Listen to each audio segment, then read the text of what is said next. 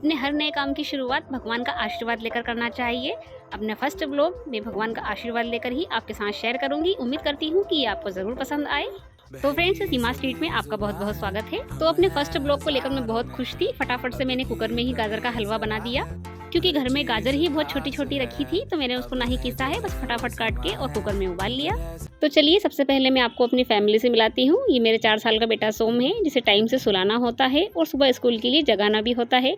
ये मेरी 11 साल की बेटी प्रावी है, जो खुद तो तैयार हो जाती है लेकिन चोटी मम्मी से ही करवाती है। और ये मेरी बड़ी बेटी 13 साल की, जो कि बहुत ही जल्दी में रहती है। और ये मेरी दादी सास, जब भी मैं इनकी वीडियो बनाती हूँ तो इन्हें बहुत ही अच्छा लगता है, बहुत ही खुश मिजाज की हैं।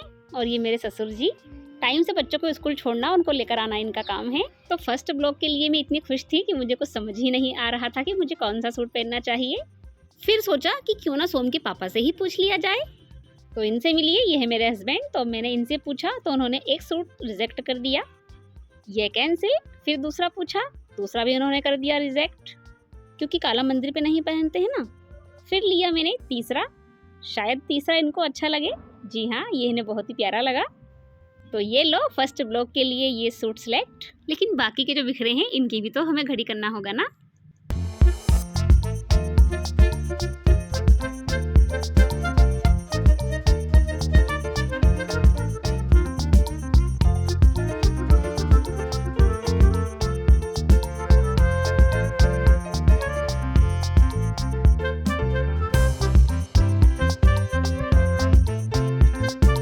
कपड़े का काम तो हो गया है, अब फटाफट से बेड भी साफ कर देंगे, क्योंकि सोम के पापा का रेस्ट का समय हो गया है।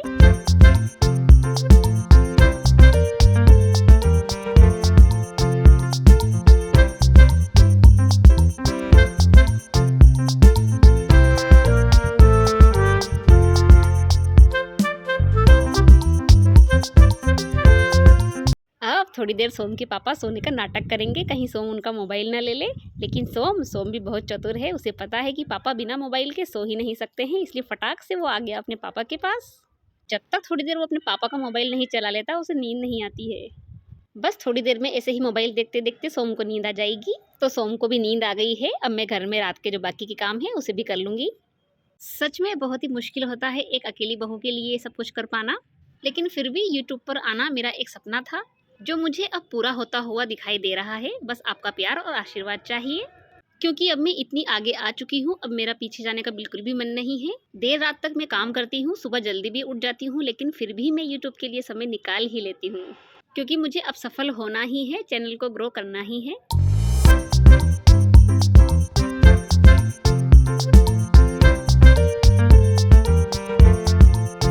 बस अब लास्ट काम बर्तन का है, फटाफट से बर्तन भी मांज लेते हैं। और गर्म पानी ले लिया है ताकि फटाफट से बर्तन बन जाए, क्योंकि ठंड बहुत है इस समय। और ठंड में रात में ठंडे ठंडे पानी में हाथ करना कैसा लगता है तो आपको पता ही है।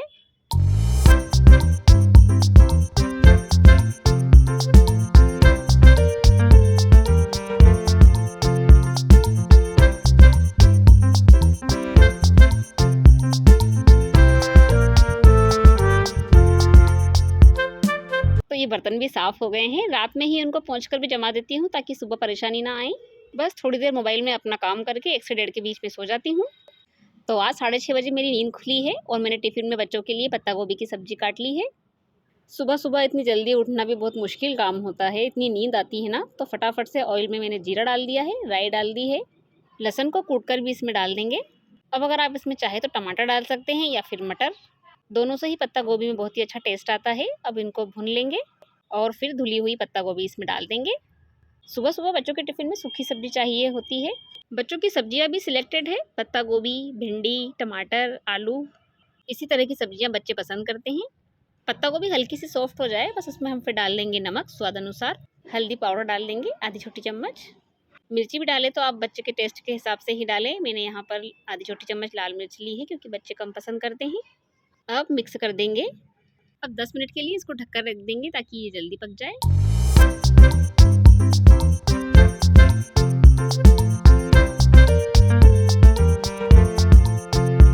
तो पत्ता गोभी तो हमारी पक गई है। अब हम इसमें ऊपर से कटा हुआ हरा धनिया डाल देंगे, और सब्जी हमारी तैयार है। सब्जी हमारी बन रही थी, उसी समय मैंने आटा भी लगा कर रख लिया था।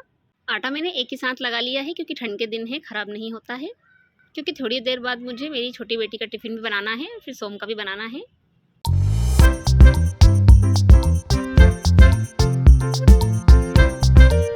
आटा भी लग चुका है और सोम का दूध भी बन गया है, क्योंकि सोम को उठते से दूध चाहिए होता है। अगर नहीं मिला तो गुस्सा भी तैयार है। सिर्फ 2 ही पराठे बनाना है, क्योंकि 2 ही पराठे लेकर जाती है, बाकी घर पर ही दूध पीकर जाती है बेटी हमारी। फटाफट से पराठे भी सेक देते हैं, उसके बाद छोटी बेटी को भी तैयार करना है, सोम को उठाना है। काम कितना भी हो लेकिन गुस्से से नहीं करना चाहिए, गुस्से से किया हुआ काम हमेशा बिगड़ता ही है।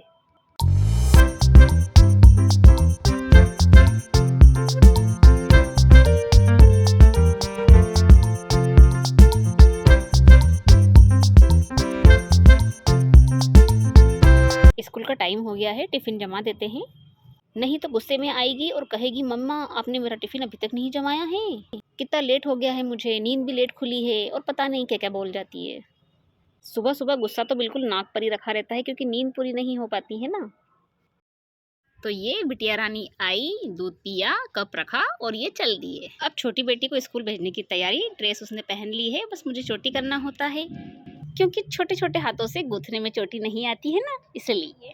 अब चोटी करते करते बेटी मुझसे पूछती है कि मम्मी हम सब स्कूल चले जाते हैं तो आप तो बहुत ही खुश होते होंगे, क्योंकि आपको परेशान करने वाला कोई नहीं होता है ना। मैंने कहा बेटा ऐसा नहीं है, तुम्हारे जाने के बाद मैं घर का बाकी का काम निपटा लेती हूँ, फिर मोबाइल से ही ब्लॉग और रेसिपी का काम करती हूँ। 12:30 बजे तक बड़ी बेटी आ जाती है, 2:30 बजे छोटी, 3:30 बजे सोम, 4 से फिर वही दूध चाय में लगना होता है। दिन में सोने का तो सवाल ही नहीं है, लेकिन मुझे ये सब कुछ करना बहुत ही अच्छा लगता है। जीवन है, उतार चढ़ाव तो आता ही रहता है, आज हारे हैं तो कल जीतना भी है, बस इसी उम्मीद को लेकर मैं लगी हुई हूँ। एक दिन तो ऐसा आएगा कि मेरी भी वीडियो वायरल होगी और मुझे ऐसे ही ब्लॉग और रेसिपी बनाने का मौका मिलता रहेगा।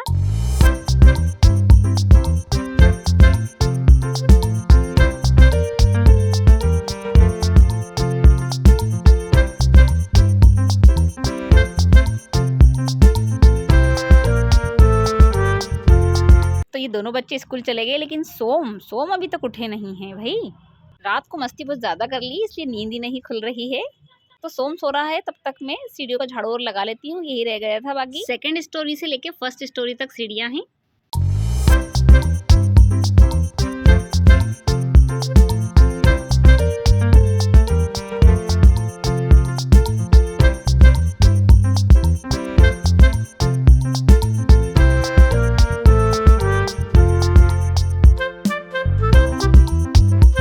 अरे अरे इसका तो उठकर खेलना शुरू हो गया है, फटाफट से इसको स्कूल के लिए तैयार कर देते हैं। लेकिन तैयार करना भी इसका बहुत मुश्किल काम है, पकड़ पकड़ कर स्कूल के लिए तैयार करना होता है।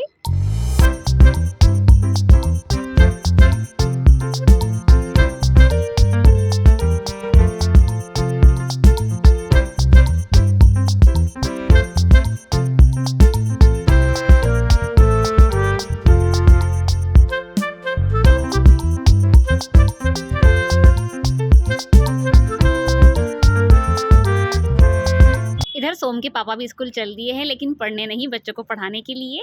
तो मैंने भी नहा लिया है और अब मैं बनाऊंगी गाजर का हलवा, क्योंकि फर्स्ट ब्लॉग है, मीठा तो बनता है, लेकिन घर में ये छोटी छोटी गाजर ही रखी हुई थी, तो मैंने सोचा कि गाजर का हलवा ही बना ले और भगवान के भोग में भी काम आ जाएगा। अब इन छोटी छोटी गाजर को किस तो नहीं सकते हैं, इसलिए मैंने इनके टुकड़े कर लिए हैं। वैसे ट्रिक बहुत अच्छी है इस तरह से हलवा बनाने की, आप भी इस तरह से एक बार ज़रूर बनाकर देखें। तो अब एक कुकर ले लिया है, उसमें 2 छोटी चम्मच घी डाल देंगे। घी गर्म होते से ही डाल देंगे हमारी कटी हुई गाजर। गाजर को 2 मिनट तक घी में भून लेंगे।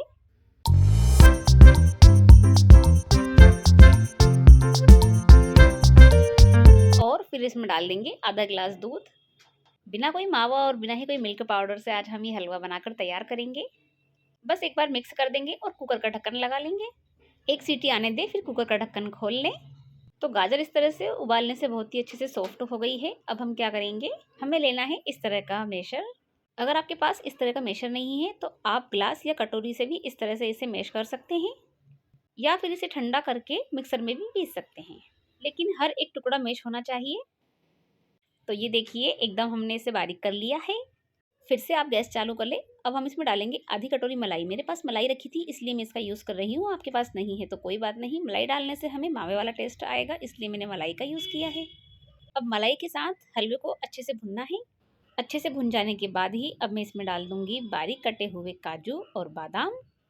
क्योंकि मैं अभी शक्कर ऐड नहीं करूंगी, मुझे फीका ही हलवा निकालना है अपने पापा जी के लिए, क्योंकि वो शक्कर नहीं खाते हैं। अगर उनको ज़रूरत लगेगी तो उसमें थोड़ा सा गुड़ डाल लेंगे। 2 पिंच के लगभग इसमें हम इलायची पाउडर डाल देंगे।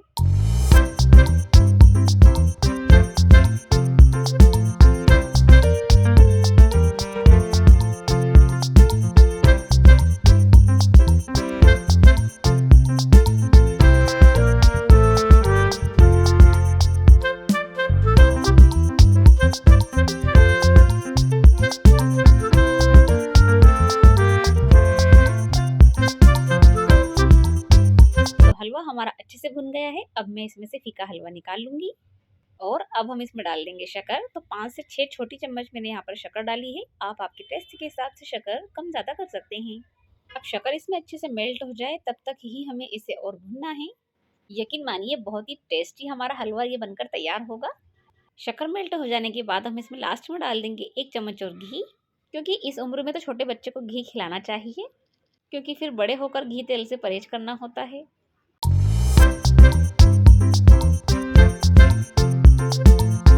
तो लीजिए, हो गया है हमारा गाजर का हलवा बनकर तैयार।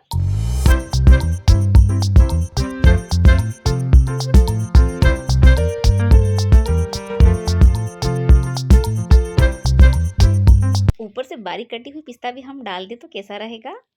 पर ऐसा नहीं है कि अब आप इसमें काजू बादाम नहीं डाल सकते हो, बिल्कुल डाल सकते हो। तो लीजिए, अब टेस्ट कर कर बताइए कि ये हलवा कैसा बना है। लेकिन मैं अभी टेस्ट नहीं करूँगी, क्योंकि घर के आधे काम कर कर मुझे जाना है मंदिर। बाकी काम मंदिर से आने के बाद। तो मैं आ गई हूँ मंदिर। मंदिर शब्द ही इतना प्यारा है कि बोलकर ही मन हल्का हो जाता है, और यहाँ आने से तो अपनी सारी दुख परेशानियाँ ही दूर हो जाती है। और आज तो मेरा फर्स्ट ब्लॉग है, तो इनके आशीर्वाद के बिना तो कुछ हो ही नहीं सकता है। अगर आपकी भी कोई मनोकामना है तो आप इनसे कहिए, ये ज़रूर पूरी करेंगे। मैं भी प्रार्थना करूँगी कि आपको मेरा ब्लॉग और रेसिपी पसंद आए। साथ में मेरे साथ मेरी फ्रेंड भी आई हुई है। कहीं भी आने जाने का काम होता है तो हम दोनों साथ ही जाते आते हैं। बहुत ही प्यारा इनका नेचर है। बस शंकर भगवान को जल चढ़ाते हुए उनसे प्रार्थना है कि मेरे साथ साथ उन सभी की भी मनोकामना पूरी करे जो आगे बढ़ना चाहते हैं, जीवन में कुछ करना चाहते हैं। तो उन्हें भगवान पीछे नहीं आगे की ओर ही ले जाए। क्योंकि मैं भी 1 साल से मेहनत कर रही हूँ यूट्यूब में सफल होने के लिए, और मुझे पूरा विश्वास है भगवान की कृपा से मेरी मेहनत ज़रूर सफल होगी। जितना हम कदमों को रोकेंगे मंजिल उतनी ही दूर होती चली जाएगी, इसलिए हमें आगे बढ़ना है, रुकना नहीं है।